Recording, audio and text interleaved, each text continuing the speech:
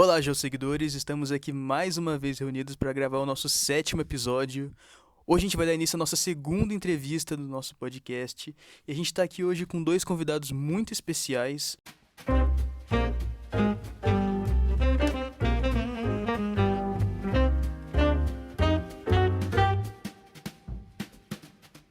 Lucas Martins Lino. Tudo bem, Lucas? Tudo bem? Boa tarde, bom dia, boa noite. E hoje a gente também tá com a Franci Roxana. Tudo bem, Franci? Tudo bom? E Dê, se apresentar também? Mãe, e aí, tudo bom? Hoje a gente vai falar um pouquinho sobre a pesquisa dos nossos convidados. Eles têm diversas pesquisas que foram apresentadas aqui, mas em uma em especial a gente vai falar um pouquinho com mais detalhes, que é a pesquisa decifrando a relação parental entre ignibritos de alta sílica do ediacarano e seus cumulatos silícicos complementares, insights a partir da composição de elementos traço de zircão. Então, essa é uma pesquisa muito importante, que a gente tem várias perguntas, a gente trouxe um batalhão de perguntas para saber a importância de todo esse processo, mas também para saber como foi a vida pessoal, né? Como mostrar que pesquisadores são pessoas também, estão presentes em todo o nosso dia a dia. Então, a gente espera que hoje seja um papo muito produtivo e bem divertido. Bom, assim, deixa eu só enfatizar aqui uma coisa, né? Então, eu tô com o Lucas e com a Franci. O Lucas é pesquisador pós-doc, é isso mesmo? Exato. Legal. E a Franci é aluna de doutorado do programa de Mineralogia e Petrologia do IGC, é isso? Isso mesmo. Perfeito. Então tá. Nós estamos aqui já com eles nessa entrevista. O Iago já mandou o título, mas antes disso, antes de entrar para um programa de pós-graduação, a gente tem a graduação no sentido literis da palavra, né? Ninguém chega numa pós se não chegar no bacharelado. Eu queria que qualquer um, na ordem que vocês quisessem, dissesse bem rapidinho como é que foi essa trajetória na graduação antes de inserirmos nessa pesquisa legal que vocês mandaram aí. Bom, acho que a minha foi interessante porque eu vim do interior de São Paulo, né? Eu morei em São José dos Campos. Eu acabei estudando numa escola que foi mantida pelo Instituto Embraer. Então eu fui muito cobrado a sair da escola fazendo algum curso de engenharia. Mas acabou que, na verdade, eu queria ser cientista desde pequenininho. Legal. Eu acabei, na época, optando por fazer geologia porque eu conseguia, talvez, convencer a minha família de que depois eu teria um emprego, isso é importante. Isso é. E poder estudar o que eu gosto. E, assim, a geologia, ela é uma ciência, aos moldes mais antigos, muito próximo do que seriam ciências naturais. Então, eu teria contato com várias outras ciências, como a química, a física, a matemática, e eu poderia explorar o mundo natural. E isso foi super interessante. Então, saindo do colégio, eu decidi que eu gostaria de entrar nessa graduação. Sim, Passei na USP, vim pra cá com o que dava. sim. Passei isso, os isso. 5, 6 anos que eu precisei para me formar. Perfeito. E após isso foi a ideia de tentar virar cientista de verdade. Tinha um longo caminho pela frente ainda, Legal, né? E aí foi legal. quando eu decidi entrar na pós. Legal. Agora sim, ó, vamos lá. Antes de a gente começar a gravar, você falou que queria saber como é que é formada uma montanha, é isso? Pois é. Quando eu era pequenininho, eu lembrei dessa história recentemente, porque eu acabei indo pro Rio de Janeiro, né? Eu sou natural de Barra Mansa. Aí estávamos indo para um simpósio internacional, que foi em Búzios. E aí no ônibus a gente passou pelo Pico das Agulhas Negras, né? Aqui em Sim. Itatiaia. Sim. Tava junto com a França, eu olhei para ela e lembrei dessa história, que a primeira vez que eu peguei uma amostra de rocha mesmo foi no Itatiaia. Eu lembro que eu estava muito contente de conhecer uma montanha e perguntei para minha mãe, poxa, do que é feito uma montanha? Ela, você vai lá, você descobre e depois Você me fala do que é feito. E eu fiquei super contente, descobri que era feito de pedra, olha que loucura. Fui lá, trouxe uma amostra Legal. e descobri que as montanhas eram feitas de pedra. De pedra. E acho que desde então foi o despertar que eu tive para a geociência, acho que foi ali. Legal. Fran, e você?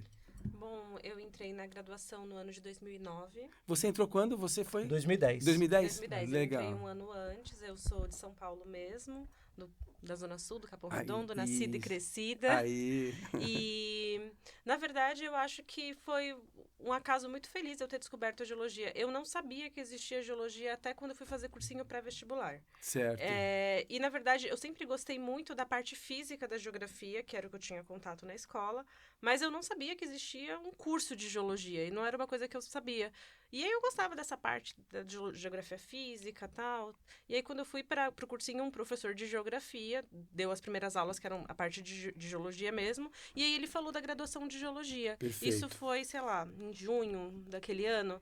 Em agosto, que era quando a gente tinha que fazer a inscrição no vestibular, eu já tinha certeza que eu queria fazer geologia. Eu prestei legal. e tô aí desde então. Aí entrei na graduação, passei Sim. pela graduação. Acabei me prolongando um pouco mais que o tempo Sim, normal, assim. Sim. Mas foi por causa dessa trajetória que eu acho que eu fui descobrindo que, como todo cientista, eu era motivada em entender como as coisas funcionam. Principalmente na Terra, assim, no planeta, que ele queria saber do que montanha era feito. Sim, claro. E eu tinha muita curiosidade de saber aonde eu estava, assim, nessa rocha que a gente vive e flutua, como que funcionava. Perfeito. Então, acho que isso foi me motivando a continuar, entrei no mestrado, aí a gente vai se prolongando. A gente entra no curso 5 anos, 6 anos, né? Mais ou menos isso. É. Eu também fiquei um tempo um pouco mais do que o curso mesmo tem como permissão. Mas, assim, é uma coisa mesmo que instiga, né? Na verdade. E só que a gente vem com um pensamento, só que os caminhos vão se encontrando e desencontrando até Sim. vocês chegarem nas questões de pós-graduação e o que vai fazer da vida. Sim. E essa questão foi sempre assim, Lucas? De querer ser um cientista, é isso? Não, olha que loucura. Como eu disse, eu entrei na geologia pensando em fazer um curso de ciências, mas ainda assim pensando em sair daqui empregado. E na época que eu entrei na graduação, a ideia era sair daqui trabalhando ou com petróleo, que estava muito Perfeito, importante na época, Perfeito. ou com geotecnia. Tá. Então, ou com geoestatística também, que eram as coisas que na época estavam mais em alta, mais em voga. Então, os primeiros contatos que eu tive com professores para me orientarem ou me auxiliarem eram dessas áreas. Ou de Entendi. geotecnia, ou de A parte bem mais geoestatística. aplicada, né? Isso. E eu acabei mudando completamente no decorrer da graduação, a graduação. ponto de trabalhar hoje com uma coisa que é completamente diferente do que é o petróleo, do que é a geotecnia, O que né? você pensava? Você também, Fran, foi isso mais ou menos?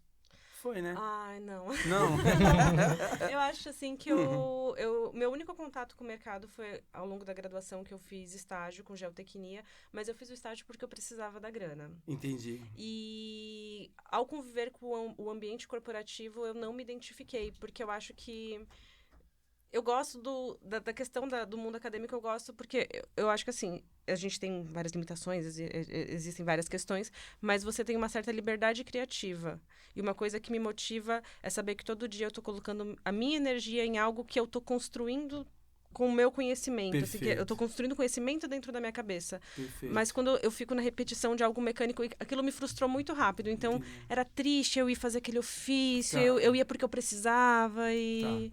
Então, aí eu me desiludi muito cedo. Então, mas assim, é uma sugestão boa, né? De dizer que experimenta um pouco de cada coisa para ver o que realmente a gente gosta, né? Claro, E na claro. Sim. graduação a gente tem essa possibilidade, né? Tem.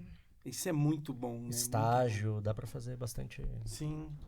E o que levou vocês a seguir por essa área de pesquisa de rochas vulcânicas, né? Mais profundamente rochas plutônicas, e começar a fazer esse tipo de pesquisa? Porque, como o Ide falou, durante a graduação a gente é apresentado a 1 milhão de possibilidades. Uhum. Aí a gente tem aquele, às vezes, é o que sobra, às vezes a gente tem um lapso, fala, nossa, é isso que eu quero pra vida, porque Sim. já tem o processo de escolher o curso. Aí depois Sim. que você entra no curso tem outras especificidades. Sim, Então, sim. são escolhas eternas. A Frank me levou primeiro, né? As Mas as assim, rochas vulcânicas. você já nasceu petrólogo dentro do mundo acadêmico. Então, acho que assim, no mundo ígneo, magmático, você entrou antes que eu, mas talvez por um outro viés. Foi. Eu acabei entrando primeiro do que a Fran no mundo das rochas magmáticas, né? Que são aquelas que a gente São sabe 3 tipos, que... né? São 3 tipos, Exato, né? a gente- Sedimentares. Sedimentares, magmáticas e as metamórficas. Isso.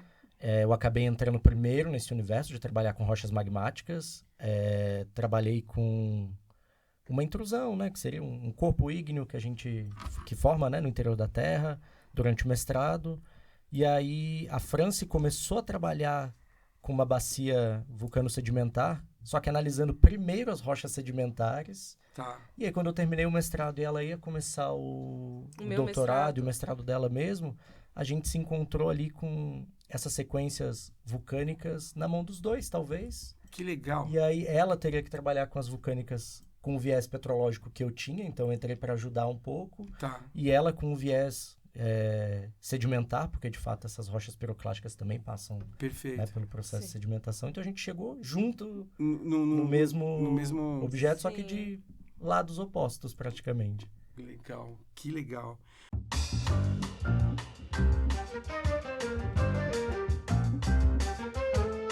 Porque assim, né, nesse trabalho, vamos voltar para o trabalho agora, porque Claro. isso também, né, tentar entender, porque, na verdade, aliás, os geosseguidores, a gente pode até disponibilizar em PDF o trabalho. Pode, com certeza. Eu Claro. achei, assim, muito interessante. É certo também a possibilidade de também conhecer esses trabalhos novos, saber como é que as pessoas pesquisam, né? Vocês buscaram entender a relação entre rochas vulcânicas, tá? Isso. Perfeito, tá, beleza. Só que numa determinada área. Sim. Aí, então vamos lá. Então, é a bacia Campo Alegre e Corupará, não é isso? Corupá. Corupá. Bacia de Vamos lá. Campo Alegre e Corupá. Isso, perfeito. Corupá, que é o CACB. Entre parênteses, vocês colocam no trabalho de vocês. Que, Sim, que é o código um de local. acrônimo, é. Isso, Isso. legal. Muito bem. E aí, essas relações vulcânicas nessa determinada área. Não é Isso. isso? Num período que nós chamamos de Acarano. Acarano. Perfeito. Perfeito. Então, vamos voltar de novo a minha pergunta, né? Como é que vocês chegaram nesse campo, nessa bacia, Tá. e como é que foram coletadas as amostras, para depois a gente falar a Vamos respeito então, de tudo. desde o começo. Perfeito. Tá. Como Vamos lá, chegamos Fran. em Campo Alegre? Isso aí. Primeiro, uma coisa bem legal, vou aproveitar e fazer uma propagandinha de Campo Alegre, Ótimo. porque a gente, geólogos, a gente vai em vários lugares, às vezes pontos muito afastados, e o que a gente está buscando de informação geológica, nunca chega nas pessoas locais, e eu sei que Campo Alegre, como muitos outros lugares, as pessoas se interessam muito na parte do geoturismo, isso movimenta mesmo a cidade, são questões importantes para eles. Então, primeiramente, Perfeito. Campo Alegre é uma cidadezinha de acho que 12 mil habitantes, é bem aí. pequenininha, no Que norte legal. do estado de Santa Catarina. Perfeito.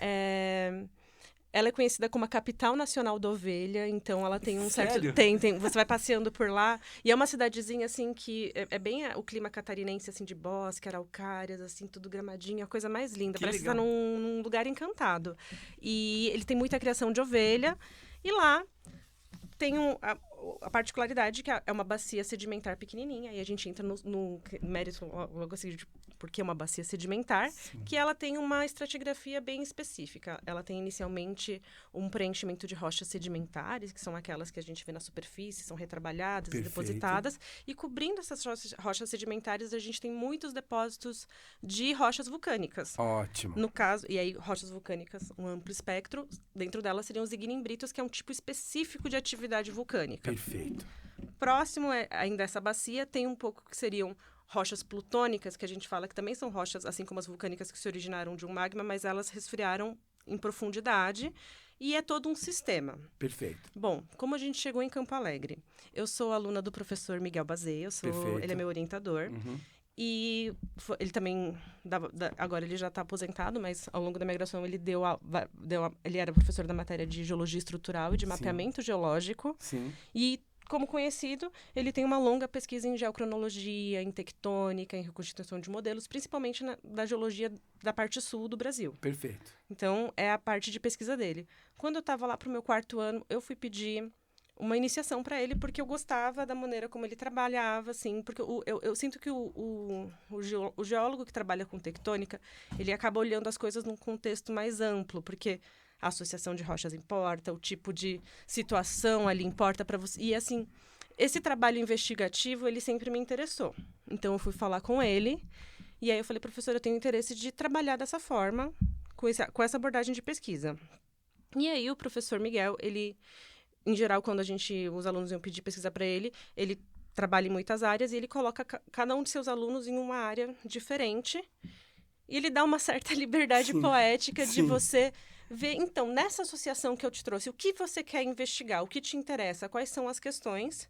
Então, você vai se lapidando à medida que você vai pesquisando. Perfeito. E aí ele falou, tem uma bacia, Legal. assim, assado, você quer ir? Eu, inocentemente, sem ter noção do que me aguardava, falei, por que não? Vamos lá, né? Por que pode ser de tão complicado? E aí, no meu TF, que foi meu primeiro trabalho, Perfeito. essa unidade sedimentar da base, eu fiz a proveniência sedimentar de zircões detríticos. Tá. Então, ou seja, eu fui para campo lá.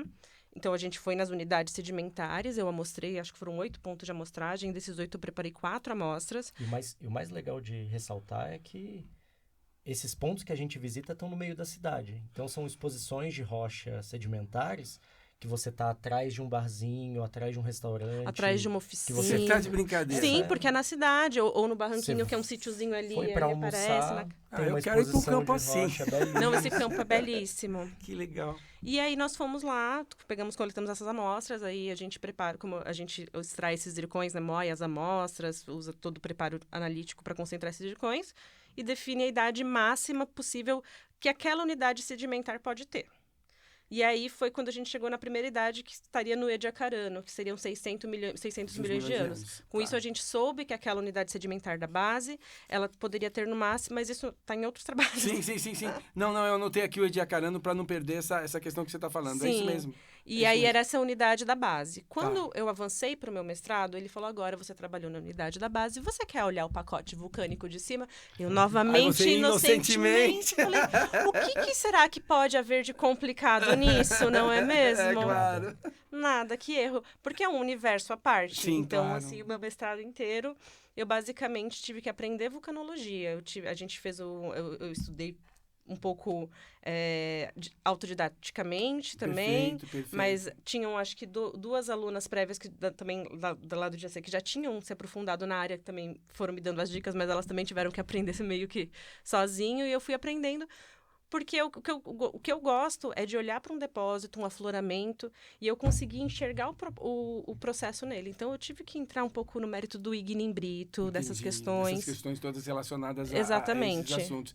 É assim, é bom a gente esclarecer que a comunidade geológica entra uns 50 alunos por ano, então a gente acaba aqui no- se cruzando com todo mundo, Sim. né? Sim. Todo mundo vê todo mundo. Até estudamos junto cristalografia, né? Pois é, já fomos E é- colegas de classe. E a gente somos assim, também um criando os outros, Sim. porque se eu não sei tudo, às vezes um irmão seu mais velho sabe, ele te passa uma referência, ele te explica. Perfeito. E a gente vai, assim, em comunidade construindo conhecimento. Legal. Agora assim, ó, você citou, eu vou pedir pro Lucas explicar pra gente, né? Você falou nas questões de pegar o afloramento, tirar o zircão. E zircão foi um dos assuntos que nós tomamos no primeiro podcast da gente. Eu, como ouvinte assíduo aqui do Papo de Pedras, já sabia que o primeiro episódio era Foi de zircão. sobre zircão. Eu falei, um dos trabalhos... A gente trabalha muito com zircão, né? Eu e a França. Então, Tá. um dos trabalhos perfeitos pra gente bater esse papo seria esse que o Iago apresentou, onde a gente discute os zircões de umas unidades vulcânicas. Ou seja, a gente está falando de duas coisas que já tiveram aqui no Papo de Pedra, né? Zircões e rochas vulcânicas. Sim, Isso. sim. E o zircão, como vocês já falaram lá no primeiro episódio, são cristais muito pequenininhos, né? Sim, São sim. minúsculos. Então a gente acaba pegando um volume relativamente grande de rocha, então cerca de 3, 4 quilos, dá aí do tamanho de uma bola de futebol, uma amostra, né? Sim. E a gente tem que moer essa amostra, passar por vários processos de peneiramento, separar os minerais por densidade numa mesa vibratória com água, que é interessante. Depois a gente separa com líquidos densos os minerais mais pesados e o zircão Separadores magnéticos. também, né? E o zircão, como um mineral muito pesado e muito denso, ele vai ficando no final desses concentrados e a gente deve acabar aí com cerca de alguns miligramas de amostra, então a gente sai de alguns quilos para alguns miligramas, Sério. para tentar achar ali uma dezena, centena de cristais.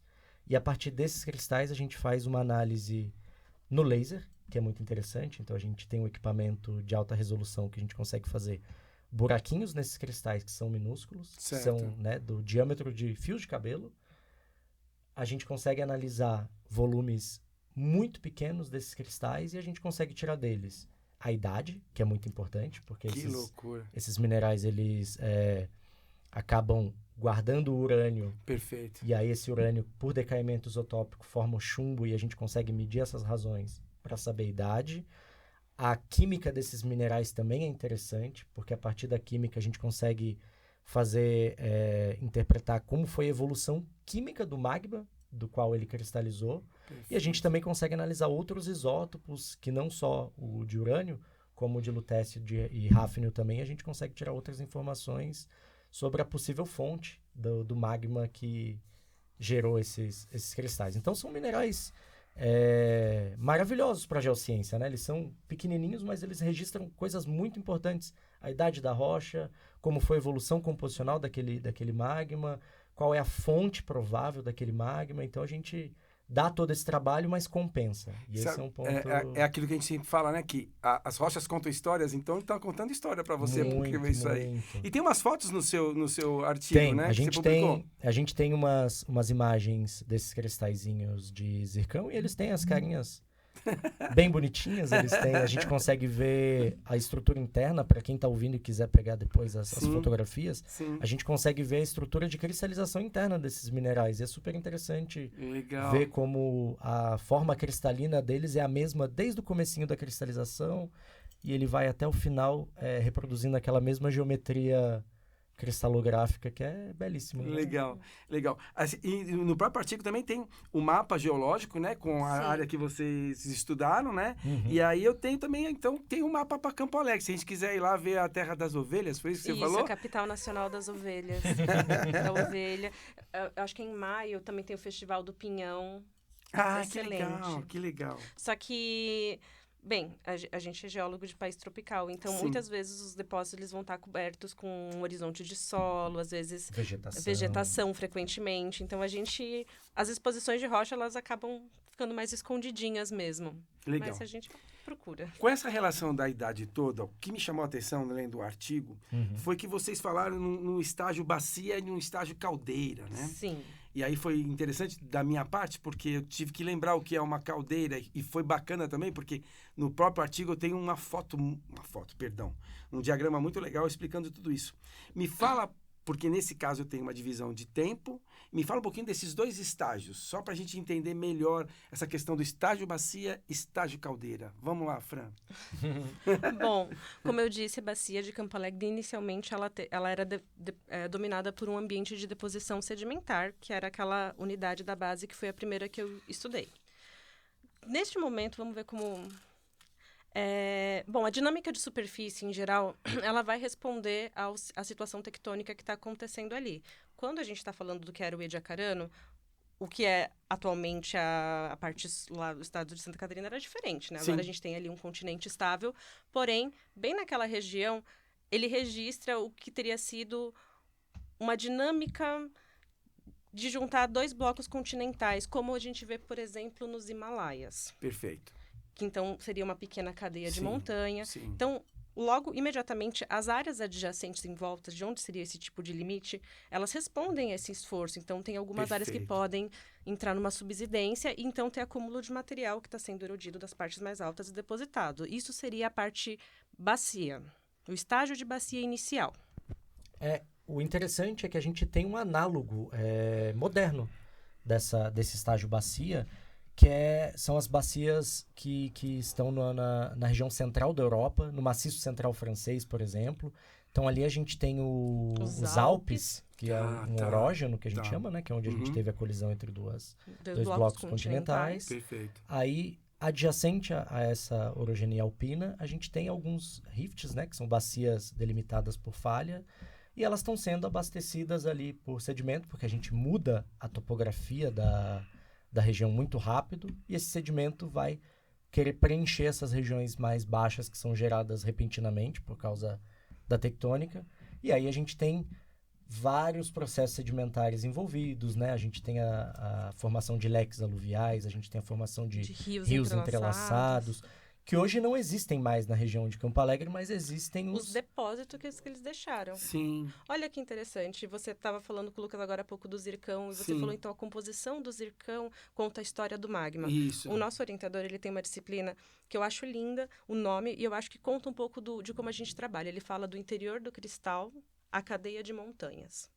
Olha isso. Então, é mais ou menos isso, juntando as informações que E acontecem. ele me fala em milímetros, quanto? Miligramas de E zircão, miligramas ele de vai botar amostra. essa Eu vim montanha. falar da bacia para você, falando, tinha uma cadeia de montanhas, mas isso a gente faz observando o contexto. Aí, quando a gente junta o contexto com a informação química do zircão, a gente sabe o que estava acontecendo fora e o momento que estava sendo registrado. E aí a gente vai costurando a história. Mas, voltando na história de Campo Alegre, o interessante que a gente tem as bacias que estão acontecendo hoje no maciço central francês, que são muito parecidas com o estágio de bacia de Campo Alegre, podem, no futuro, uma vez que a gente viu que Campo Alegre tem dois estágios, também apresentarem um estágio de caldeira. E o que seria esse estágio de caldeira? Bom, Quando a gente termina o processo de colisão, né, entre os dois blocos continentais, a gente está, na verdade, fazendo com que uma placa oceânica entre por baixo de uma placa continental, e essa placa oceânica, em algum momento, ela vai se soltar, ela vai quebrar, e aí a gente vai constituir um único bloco continental depois desse processo. Quando isso acontece, a gente pode ter um vulcanismo associado a essa situação, que é muito importante.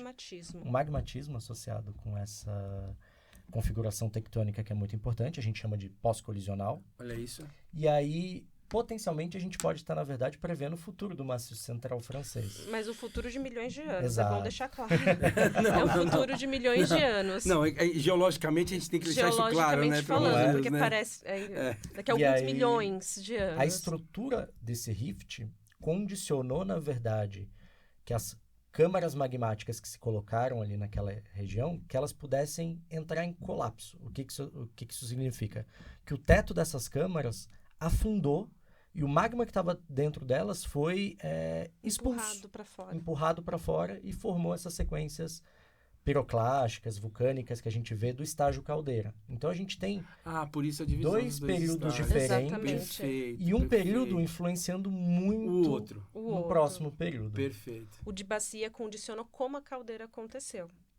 Então assim, é uma pergunta que eu ia fazer, né? Qual que são, desses seus estudos, o que isso contribuiria para a geologia moderna? É justamente fazer esse tipo de comparação com os eventos. Gente, a caldeira dentro do tipo de vulcanismo, ela é uma atividade que ela é muito interessante, porque ela é uma atividade de grande porte e ela precisa que exista uma câmara magmática de subsuperfície muito grande, que ela vai ficar se alimentando por muito tempo, crescendo, até que então essa piscina de magma gigante que está na crosta, como não é sólido que está dentro, a capinha dela de cima ela perde estabilidade e começa a cair para dentro. E aí que acontece o evento que começa a sair. E esse tipo de composição de magma, para acontecer isso, sempre são magmas de alta sílica. Eu não sei se vocês já entraram nesse mérito do que seriam esses magmas com muito quartzo, com muita sílica. Não, acho que no episódio do vulcanismo falamos, exatamente, que a gente tem vulcanismo tipo o Havaí, que seriam magmas basálticos que têm pouca fluidez, mas esse tipo de câmara, ela acontece sempre com vulcanismo, com magma riolítico de alta sílica, que é um magma de alta viscosidade. Então, você está empurrando para fora na superfície uma quantidade colossal de magma, que é um magma extremamente viscoso e de baixa fluidez. E além de ser viscoso e de baixa fluidez, ele tem mais um detalhe que torna ele particularmente perigoso, que ele tem uma alta quantidade de gás dissolvido nele. E aí, quando ele vai subindo, que nem quando você abre o refrigerante, esse gás vai saindo e vai fazendo bolhas dentro desse magma. Perfeito. Então, ele que tinha um volume, ele começa a expandir de volume muito rápido. Então, é o que a gente fala que seria uma erupção explosiva. Porque ele vai expandindo de volume no conduto. E aí, por exemplo, quando você vê um magma tipo o Havaí, que é uma lava que corre, essa é uma lava de baixa viscosidade. Agora, quando você vê aquelas colunas eruptivas, aquele tipo de material que vai jogando bastante cinza para o alto e forma muita cinza, pode chegar a formar colunas colossais, assim, daí tem ordens de grandeza, elas podem ir até plinianas, podem atingir até em cima da estratosfera. E esse tipo de vulcanismo, ele é relativamente raro no registro geológico do planeta, porque são atividades muito catastróficas. Tipo, o último que teve grande foi o do Toba, não foi? Há 70 mil anos. Na Indonésia, né? O que chama Toba. E ele causou um inverno nuclear que quase extinguiu a humanidade. Tá. O que acontece? Mas assim, quem trabalha com vulcanismo basáltico está lá todo dia monitorando. Hoje veio um derrame novo, eles têm um certo controle da atividade. Perfeito. Mas as caldeiras, a gente não sabe qual o tempo de descanso entre uma atividade e outra. E nós temos caldeiras caldeiras ativas atualmente, por exemplo, em Yellowstone. Nós temos caldeiras os campos flegrios que tem na Itália, que essa câmara está crescendo, ela está inchando.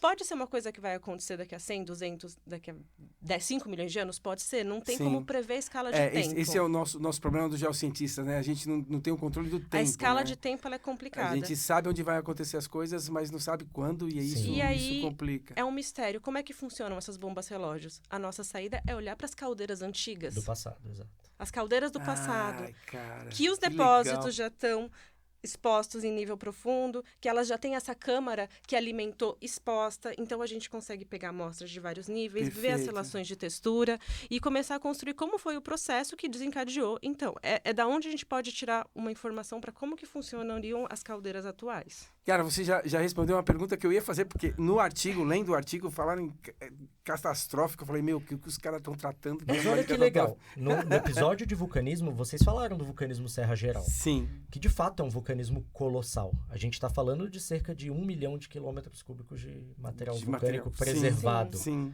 E no registro geológico, falar de volume preservado é muito importante porque, uma vez que as rochas estão na superfície, elas vão passar pelo processo de erosão, vão virar sedimento, então o volume delas mesmo vai diminuir bastante. Então foi um vulcanismo colossal. Mas no território brasileiro, a gente também tem, no passado ainda mais distante do que do vulcanismo Serra Geral, outros registros de vulcanismo também que são colossais. Provavelmente Campo Alegre a gente possa classificar como um supervulcão. A gente está tentando entrar nesse detalhe agora de volume e tempo entre erupções para ver se a gente pode classificar ela como um supervulcão, mas a gente tem outros exemplos no Brasil de um supervulcão, e é interessante de você ter esses supervulcões do passado, é que, como a Franci disse, a gente tem todo o pacote de rochas exposto, a gente consegue ter acesso a rochas mais antigas, inclusive da possível câmara, que é o que no artigo a gente chama de cumulato silícico, né? Sim, que que a gente pode citou aqui no artigo. ter sobrado durante o processo de colapso dessa caldeira. Então, uma caldeira, ela é, na verdade, a maior expressão vulcânica que a gente pode ter catastrófica na Terra, é uma erupção do tipo caldeira. E aí, ter um objeto desse de estudo é muito importante, porque a partir de agora, a gente provavelmente vai para a Suíça esse ano analisar esses cristais de zircão agora outra técnica em de mais datação. detalhe. Outra técnica de natação. E aí a gente vai tentar, com a incerteza, né, que é o erro, cada análise que a gente faz tem um erro associado. Sim. Toda vez que a gente vai para técnicas mais sensíveis, a gente diminui o erro, a incerteza do dado, então a gente consegue saber melhor quais são os intervalos de tempo, e a gente vai tentar, a França, né, no caso, vai tentar descobrir se esse vulcanismo ele aconteceu de uma vez, se ele foi cíclico, se ele teve mais de uma atividade. E isso pode ser que ajude a gente a entender, por exemplo, uma caldeira que está ativa como Yellowstone, como essa que a Fran também falou O Fran, na Itália. Aí, você não vê a hora, né? Do quê? De ver isso tudo aí. Eu tenho medo. Eu tenho medo, gente, eu confesso. Ainda mais a gente estando perto, né? A gente estando perto. Então tá. Manda, Iago. Cara, mas eu fico fascinado com tudo isso, porque é uma pesquisa do passado, presente e futuro. É ao mesmo tudo tempo. ao mesmo tempo. E tem uma implicação muito importante que nesse artigo a gente não trata, mas no artigo anterior, que é o da França, a gente trata, que o período de Ediacarano, eu sei que o Ideval quer puxar um pouco para o Ediacarano, porque é um período muito importante, ele marca na Terra a transição do registro de vida microscópica para o registro de vida macroscópica. É uma transição muito importante. E no Gondwana, que seria o supercontinente mais antigo que a gente teve, até do que o Pangeia, e aí estava junto o continente sul-americano e o continente africano, os fósseis macroscópicos mais antigos desse período foram preservados por material vulcânico. E potencialmente por material vulcânico da bacia de Campo Alegre, que é numa bacia adjacente, que chama Bacia do Itajaí. Do Itajaí. Então a gente logo ao tem... sul, né? Exato. Logo ao sul. Então a gente tem macrofósseis dessa época que foram preservados por cinza vulcânica. Que isso. E estão nessa transição entre os fósseis microscópicos, né, o registro de vida microscópica e o macroscópico, e a gente está com essa atividade vulcânica gigantesca nesse período. A gente tem no museu algumas réplicas da fauna do Ediacarano. Nos nossos kits didáticos. É por isso que eu citei esse, porque chamou a atenção pra gente, justamente por conta disso. E a gente tem um registro no Brasil de muita atividade vulcânica no Ediacarano. E do tipo igual Campo Alegre. Porque isso é uma coisa muito interessante. O magmatismo, ele sempre vai marcar um momento tectônico. E aí, isso vai ser registrado pelas câmaras encontradas e o que eventualmente chega na superfície na forma de atividade vulcânica. Quando a gente tem a consolidação do supercontinente Gondwana pela colisão continental de vários bloquinhos, eu dei o exemplo da minha bacia e do substrato onde ela está, mas assim, tinha acontecido com vários outros blocos. Então, a gente tem esse tipo de atividade também em vários outros pontos. É encontrado desde o Uruguai, assim, todas as faixas de idade de Acarana, aqui no sul, tem até na Borborema, tem, enfim, na África, na contraparte africana do Gondwana, tem restos desse tipo de atividade vulcânica. Então, é uma questão que a gente tem. Será que também o tanto de emissão... Porque aí é o tipo de vulcanismo que eu falei que era silícico, e esse tipo de vulcanismo ele gera muita cinza, mais do que lava mesmo, mais do que rocha. Ele vai formar depósito de material particulado. Eles podem ter tido uma implicância com a preservação de fósseis, inclusive por isso que é uma fauna tão abundante. Mas assim, elucubrando. Muito legal. Eu acho que eu vou estudar vulcanismo agora. Muito bem, muito bem. Vamos lá. Quais foram os maiores desafios que vocês enfrentaram nessa trajetória acadêmica? Maior desafio? Eu acho que a Fran pode começar por causa do vulcanismo, eu acho.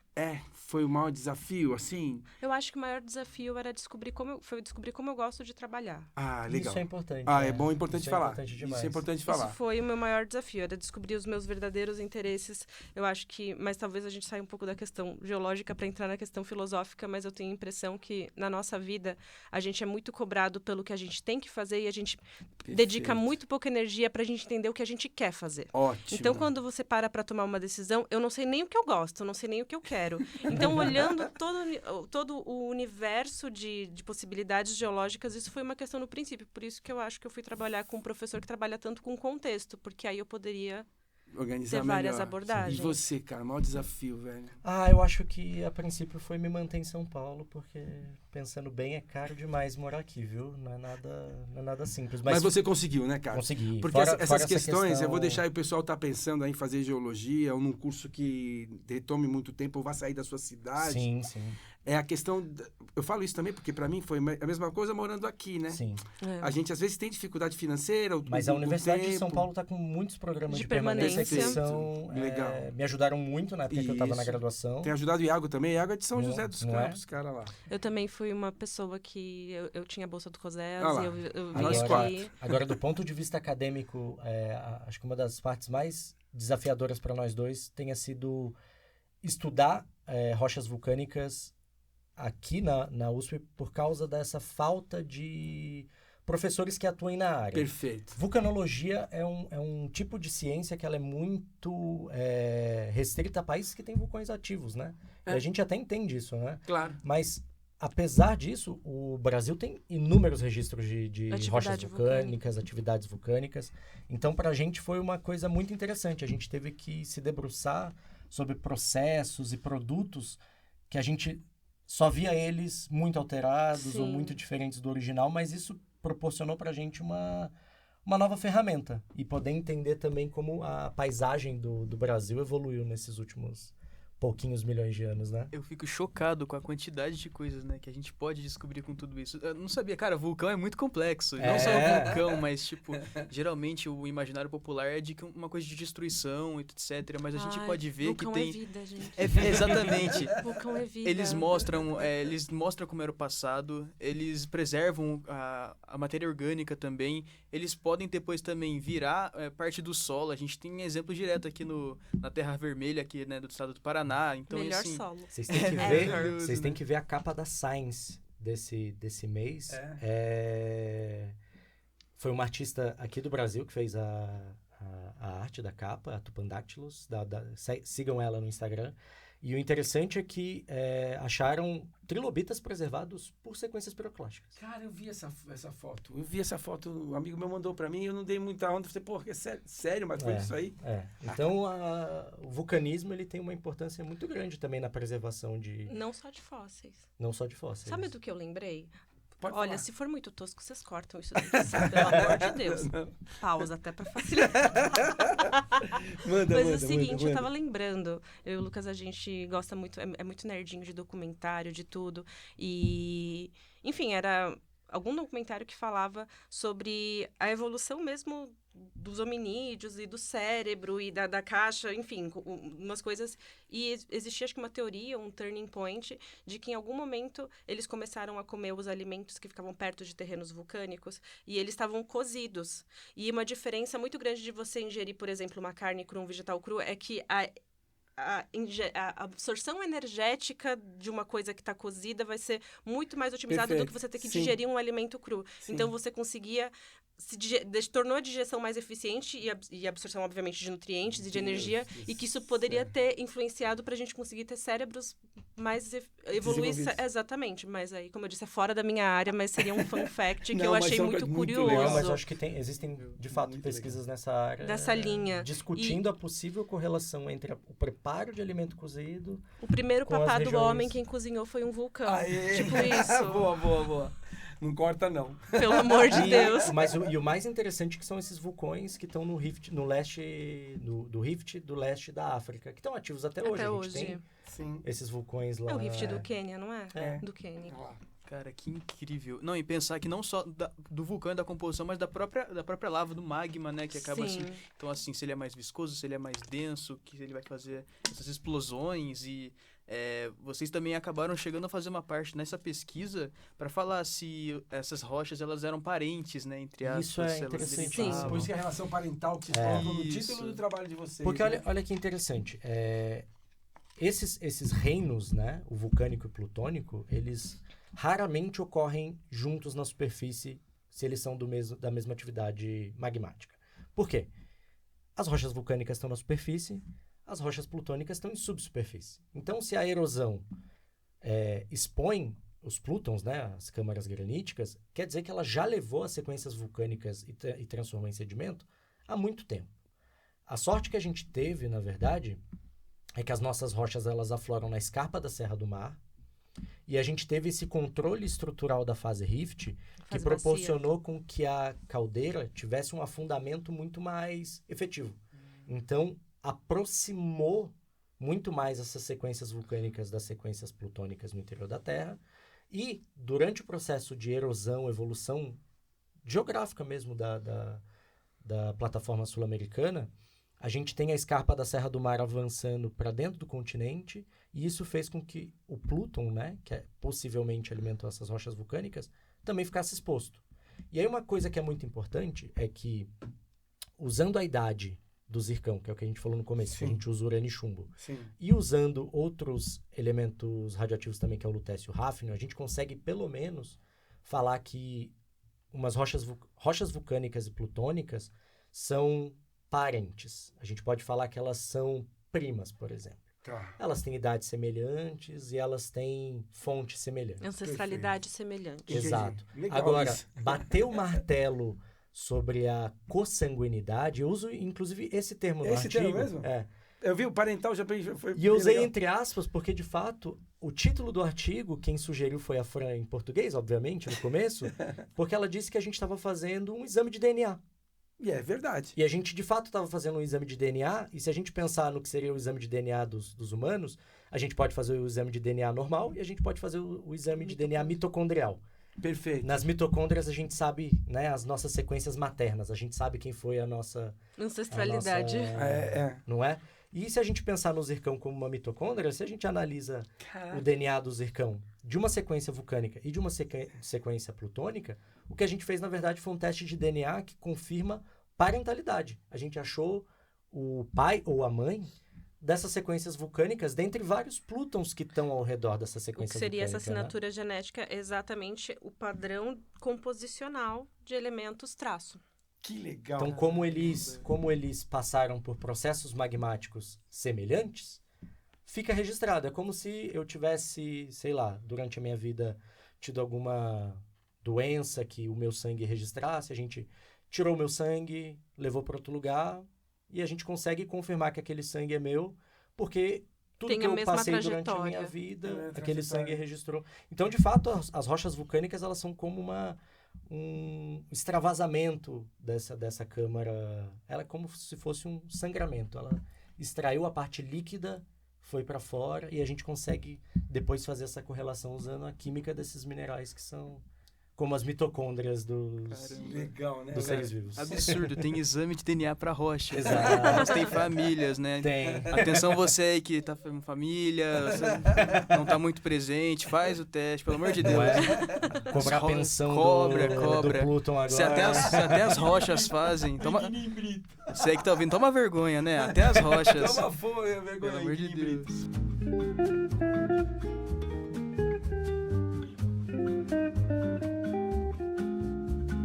Cara, Mas que legal. incrível. Então a gente já ia falar isso, talvez vocês possam até ter um pouco respondido, né? Mas qual foi o resultado, então, disso tudo que vocês fizeram nessa última pesquisa? No que vocês chegaram de conclusão e como isso pode dar novos ares para pesquisas futuras, né? De acordo com isso. O que a gente tira disso é que, uma vez que a gente reconheceu o parentesco entre esses dois reinos, né, o vulcânico e o plutônico, a gente sabe quem é a câmara que alimentou o vulcanismo da bacia que a gente estudou. Agora a gente tem que entender como essas câmaras evoluem. Essas câmaras a gente não tem acesso. Então, por exemplo, hoje, lá na Itália, a gente tem uma ideia de como a câmara está vivendo só de forma indireta. Então, a gente pode usar a geofísica, a gente pode usar a sísmica, porque lá está acontecendo vários abalos sísmicos. A gente vê a flutuação do próprio solo, é o que eles chamam de bradisismo. Então, como se a Terra estivesse respirando, então o substrato sobe e desce, só que cumulativamente ele vai sempre subindo. E a gente sabe que essa câmara está crescendo lá embaixo. Como é difícil a gente ter acesso a essa câmara, uma vez que a gente reconheceu uma câmara que alimentou um vulcanismo desse porte, numa caldeira, a gente pode agora tentar ir para a câmara e ver como foi a evolução dela em detalhe no tempo, que é o que a França vai fazer agora, lá, que a gente vai tentar fazer com essa nova técnica na Suíça, para a gente ver como foi o processo de crescimento e evolução dessa câmara, quanto tempo levou, se dá para entender quantos foram os pulsos, como foi o acúmulo de calor, para a gente entender como uma câmara desse porte cresce e é capaz de alimentar uma erupção desse nível. Isso é super importante porque a gente pode, daqui para frente, também tentar prever, com base indireta, como as câmaras que potencialmente vão resultar em caldeiras estão evoluindo, para a gente poder se proteger também, né? Bom, vocês se ferraram porque vocês vão avisar, vocês vão avisar quando volta da Suíça para mostrar como é que foi essa pesquisa aí pra gente, numa outra pesquisa. Exato, vai ser sensacional. Legal. Tá, vocês estão conversando, a gente faz um convite para vir para cá, aí nossos geosseguidores devem estar perguntando, porque é um casal, né? Né? E aí no artigo tá o Lucas, né, pós-doc, e a Franci lá do programa de pós-graduação. E aí, como é que rolou esse negócio de um entrar em 2009, 2010? Diz aí. Então, engraçado que assim, a gente entrou, eu entrei em 2009, ele em 2010, e a gente se conhecia da graduação, a gente tinha um amigo em comum, mas assim, normal, a graduação inteira. Foi no último ano dele que aconteceu o encontro. Foi durante um campo que a gente fez de uma matéria optativa, que eu acho que a gente começou a conversar mais. E aí a gente foi se interessando e acabou... Enfim. Não é? Foi a geologia que nos uniu e foi a geologia que manteve a gente junto até hoje, quase 10 anos. Olha. Porque na conversa que a gente teve agora, um complementou o trabalho do outro numa conversa super tranquila. E isso é muito interessante, porque, de certa forma, na academia é muito difícil você poder dividir uma área de pesquisa também com outro pesquisador. Porque, geralmente, a gente acaba um querendo fazer uma parte, outro querendo fazer outra. A gente... tá sempre um costurando o trabalho do outro, a gente nem sabe de quem é o trabalho de quem. A verdade é que o trabalho é dos dois. Que legal. A gente só bota o nome de um ou do outro na frente para poder depois usar na tese. Eu acho que a gente conseguiu trabalhar de forma bastante complementar também. Porque, por exemplo, ele começou a trabalhar com uma intrusão que é associado com a Bacia do Paraná, e eu tô em Campo Alegre desde o início. Sim. Só que, assim, durante a graduação, na matéria dele de mapeamento geológico, isso foi um detalhe que eu esqueci de comentar, que foi importante. Sim, pois não. Meu professor Miguel Bazet, ele foi professor muitos anos da matéria de mapeamento geológico. Sim. E ele já mapeou quase todo o sul de Santa Catarina. país, Ele é sim. uma área que ele vem atuando, enfim, muitos É um professor anos. que eu admiro muito. Nossa, É. um dos amores da minha vida é Miguel Bazet, gente. Mas, enfim. E ele já tinha feito por 2 anos o mapeamento geológico em Campo Alegre, no ano de 2007 e no ano de 2014. E o Lucas fez mapeamento em 2014 em Campo Alegre. Então, O meu quando a mapeamento gente... Sério, geológico foi cara? em Campo Em Alegre. Campo Então, Alegre? era uma coisa que, assim, a gente tinha em comum pra conversar, porque por mais que ele trabalhasse em outra área, quando a gente começou, eu falei, não, eu vou fazer meu TF em Campo Alegre. E ele já conhecia, ele já tinha ido pra Campo antes que eu fosse. Então aí começou um Começou. complementar o trabalho do outro. A gente começou, na verdade, acho que meio que se ajudar, como a gente já tava junto e a gente, enfim, a mesma profissão, a gente... a gente tem isso, a gente às vezes tá em casa jantando falando de geologia. A gente deve ser uma chatice pra quem convive com a gente, mas tem uma amiga nossa que fica olhando pra gente assim, quando a gente começa a falar, ai, como vocês são chatos. Mas a gente tem isso. Papo de pedra. Mas Exato. é Papo de mesmo. pedra. E aí, Vocês têm papo de pedra todo dia, né? e aí, como eu vim numa abordagem tectônica, eu gosto de entender o contexto, de uma geocronologia, de trabalhar com zircão, e ele é petrólogo, eu tinha dúvidas que ele conseguia preencher lacunas. Vice-versa. E aí tinha. E às vezes, quando ele também estava trabalhando com as coisas, eu era muito de contexto, então eu trazia isso. Acho que a gente foi complementando até que quando ele foi entrar no doutorado, ele queria mudar um pouco dos ares de Limeira, porque ele já tinha feito IC, TF, Perfeito. mestrado. Tudo de lá, né? Você quer mudar um E aí pouco, ele queria conhecer outros lugares. Eu falei, olha, Lucas, eu vou propor pra você uma coisa que eu jamais ia eu não seria capaz de propor pra nenhuma outra pessoa, porque eu tenho muitos filmes do meu objeto de estudo. Mas eu falei, tem toda a parte da câmara, do plutônico, que eu não tenho know-how pra trabalhar. E eu venho com uma questão... Eu venho vendo como as coisas aconteceram de cima pra baixo. A gente precisava de alguém que viesse de baixo pra cima, explicando os processos. Então a gente conseguiu que fazer legal. uma simbiose muito boa. Foi. E estamos juntos há quase 9 anos. Eu acho... trabalhando. Legal, que E bacana. a gente divide os mesmos interesses, as mesmas áreas de estudo, a gente está sempre trabalhando junto. Que legal. Um é o coautor, Do 2 do outro. outro, na maior parte dos estudos. Que legal. O bom também que, assim, na nossa amizade e no contexto de sempre se cruzar no Instituto, já conversamos muito a respeito de assuntos que nos interessavam, de Sim, emprestar sim. livro, de correr Sim, atrás, sim, de sim. ver.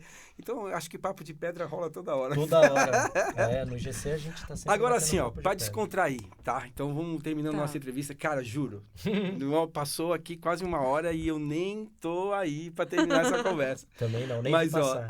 Passou super rapidinho mesmo. Foi, super legal. Eu só queria dizer aqui uma coisa interessante, só pra gente encerrar, antes de terminar, que quando se publica um artigo como esse, na conversa antes da entrevista, você citou um técnico, né? Aqui, o José Vinícius Martins. Sim, o Vinícius... É para o pessoal saber que quando a gente faz um trabalho desse, não são só os dois sozinhos, né? Você Não, tem a gente tem uma equipe equipe. Suporte. grandíssima por trás, né? A gente tem não só a gente, né? Os autores, os 2 primeiros sou eu e a Fran. A gente tem os nossos orientadores também. Então tem Que é o o professor Silvio Silvio Vlá, o Isso. professor Miguel Bazet, que a gente já falou várias vezes. Perfeito. E aí eu Tem tenho... o nosso amigo, que é o Frederico Vilalva, que também trabalhou aluno. com o Silvio, trabalhou com rochas plutônicas na área também. O Matias, que me ajudou o doutorado inteiro. Nunca trabalhou com rochas vulcânicas, mas se apaixonou com rochas vulcânicas por causa da gente. eu e o Iago agora.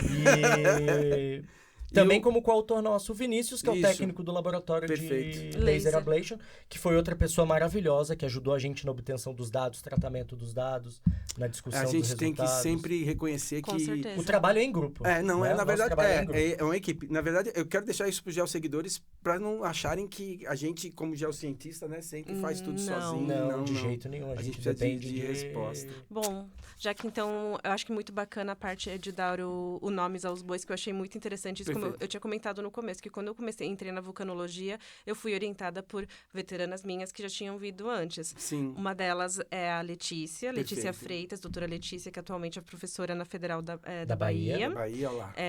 Foi aluna do mesmo professor orientador, Valdecir. que é o mesmo orientador do Lucas. E a outra foi a Lisa Polo, doutora Lisa Polo, que também veio pela mesma linha dos ignimbritos, do vulcanismo. E eu segui meio que a trajetória das duas. Legal. Exato. E Legal. mais um nome importante Pois na não, minha pois trajetória que eu acho que eu falei muito do Miguel Bazei, porém o Silvio Vlach, ele é importantíssimo, porque Também.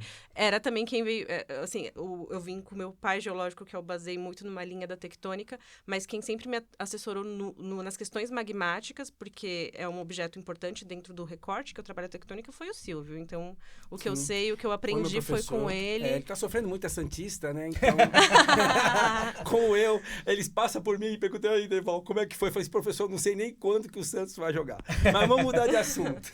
Pessoal, eu acho muito importante a gente salientar que tudo é uma construção em grupo, né? Sim. E muitas das coisas que a gente faz, praticamente quase tudo, a gente tá um contato direto com o campo, né? Trabalho de Exato. campo, Sim. aula de campo, a gente tem que ter esse contato. Mas, pra se quebrar um clima, eu queria que vocês falassem alguma experiência, alguma história de campo que marcou vocês, seja por alguma importância, alguma coisa Tirando as engraçada. ovelhas. Pô, eu tenho uma. Nossa, essa é muito boa. Em 2014 mesmo, se eu não me engano, eu tava fazendo um campo em Santa Bárbara de Minas. Olha que loucura. A turma da geologia tava nessa cidade e ia ter um show na cidade do grupo Revelação, se eu não me engano, e o outro ia ser o show da Anitta. A Anitta tava na cidade. E a cidade tava bastante animada, agitada assim, e aí a geologia inteira foi pro show da Anitta. E a gente chegou lá, ela adorou a felicidade do grupo da geologia e chamou um monte de gente pra subir no palco, dançar com ela. Sério? Ela fez uma homenagem, assim, pro grupo da geologia durante o show. Ou seja, gente, até a Anitta Caramba. conhece a geologia da USP. Talvez ela não lembre atualmente, Talvez ela não lembre, mas que em algum momento ela Isso viveu foi esse momento, ela isso viveu. foi uma coisa muito legal na nossa história, Foi porque foi legal. um campo numa cidade do interior. Legal. A Anitta tava lá, botou a gente no palco, um pessoal pra dançar, e foi super bacana, porque Legal. o pessoal tava super animado com o show. Legal. Acho que esse foi uma história de campo que foi legal. No começo uma da dessa? carreira. Não, agora, como é que eu vou contar uma história que bate a dele, né, gente? Ele apelou. Ah, gente, mas eu gosto muito de fazer campo. Acho que todos os campos têm a parte durante o dia no campo, depois à noite, a integração, a resenha, bater papo, mas... Sim.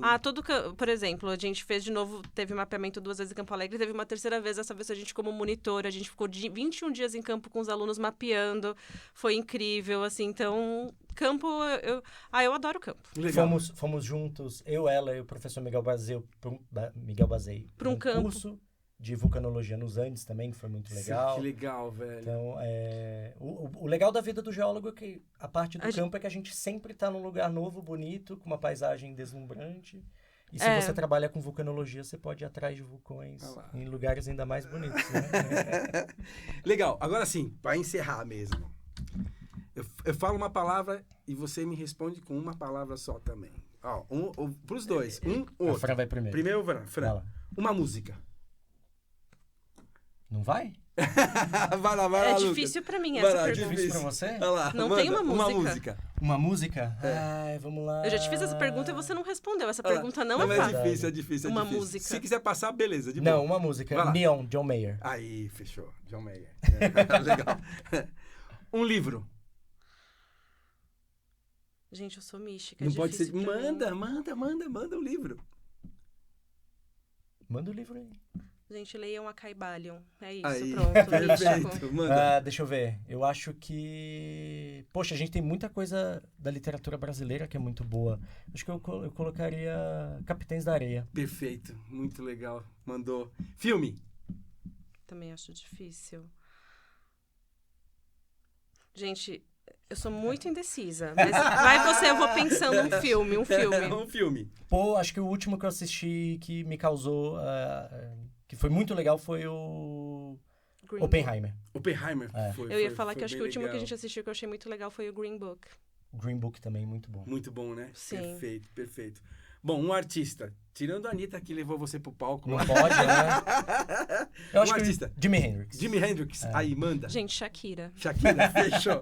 Agora sim, ó, vou pegar o Lucas agora. Um instrumento musical. Eu não tenho outro, né? Eu sou guitarrista. Aí. Né? Piano. Piano. Legal. Bom, a gente vai fechando agora, né? Só pra finalizar, então, já pensando nas gerações futuras, no pessoal que tá ouvindo, queria que vocês dessem algum conselho, alguma dica pro pessoal de geologia que tá pensando em fazer um curso, tá pensando em entrar, ou pra todo mundo que já tá no curso, alguma coisa que vocês acham que é valioso passar de ensinamento. Poxa, eu acho que a geologia vale a pena. É isso. Legal. Entender como o planeta funciona é super importante pra gente saber o que vai ser do futuro. Sim. Se a gente está preocupado com o futuro, a gente tem que estar preocupado com o passado, o presente da Terra, para a gente entender o que vai ser das próximas gerações. E se eu posso deixar algum conselho, não desistam da geologia, vamos entrar nas geociências para entender como o nosso planeta funciona, para a gente poder cuidar dele do jeito que ele merece. Sim.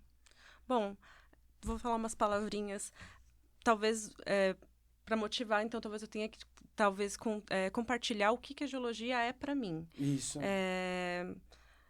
Eu já falei isso pro Lucas várias vezes, que quando eu olho para a trajetória da minha vida e quando eu tento lembrar os interesses que eu tinha enquanto eu era criança mesmo, eu chego em algum momento a uma conclusão de que eu sempre fui geóloga. Eu cheguei em algum momento que eu fiz umas matérias e me deram um papel que falava isso, mas em algum lugar dentro de mim eu sempre fui, porque eu sempre tive curiosidade de olhar as paisagens, de tentar entender o meio onde eu tô. Eu gostava daquela criança que gostava de juntar pedrinha, de querer subir no alto para ver o que tinha, tal.